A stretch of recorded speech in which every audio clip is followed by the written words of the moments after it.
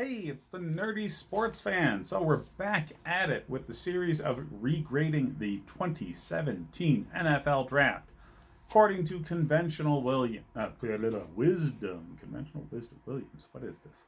Anyways, conventional wisdom states that it takes a few years to pin down whether or not you are successful in any given draft because it can take a few years for these guys to develop. I mean, heck, Drew Brees, one of the best quarterbacks in the history of the league, didn't do a damn thing until year 3, and wasn't really Drew Brees until year 4. So, yeah, it takes time for some guys. And you really don't know how the heck they're going to react to getting all that cash. So, yeah, give it a bit, and then go back and see whether or not you did well. So we're doing that.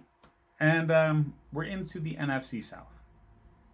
So we've already done the Saints. Let's get into these Falcons. Now, the Saints had a textbook draft.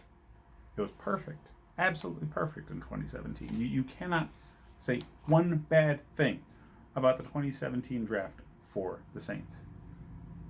I bring that up in this Falcons video because you Falcons fans out there seem to really hate the fact that I don't like how well your team's prospects are this year. And really, the last couple of years.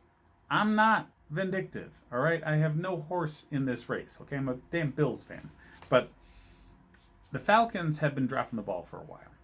Okay, they've had splashy, great, fantastic draft picks that have really built the core of their team in pretty much their entire offensive line. Julio Jones, Matt Ryan, Calvin Ridley. Great. Top flight, top draft picks. Okay. What else?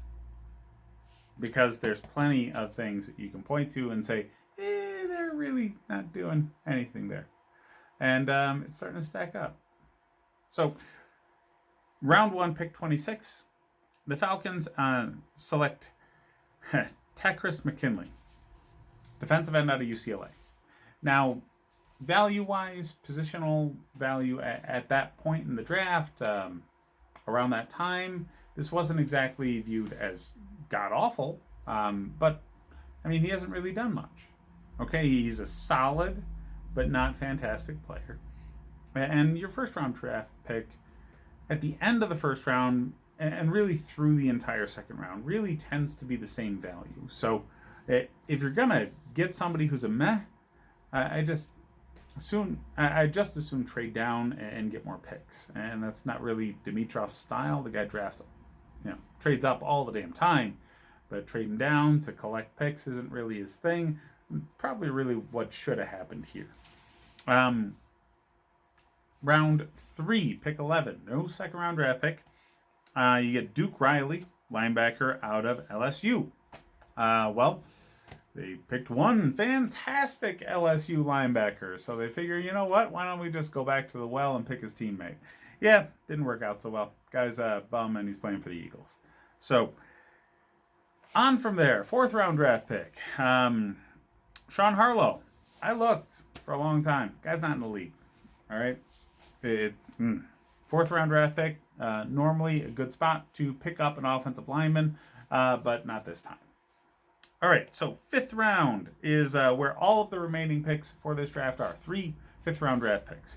We got Damontae Kazee, the corner, who's starting. I mean, that's real good value there. Okay, 5th round, you get a starting caliber corner. Top 3 corner. Any of your top 3 corners are starting, getting a lot of reps, and yeah. Getting a guy like that in the 5th round is solid. And Brian Hill, the running back out of Wyoming, who cares? It's Brian Hill. Nobody gives a damn.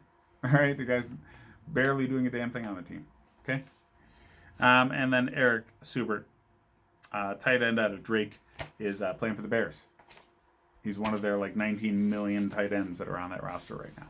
So, in this draft, and again, I brought up the Saints point earlier.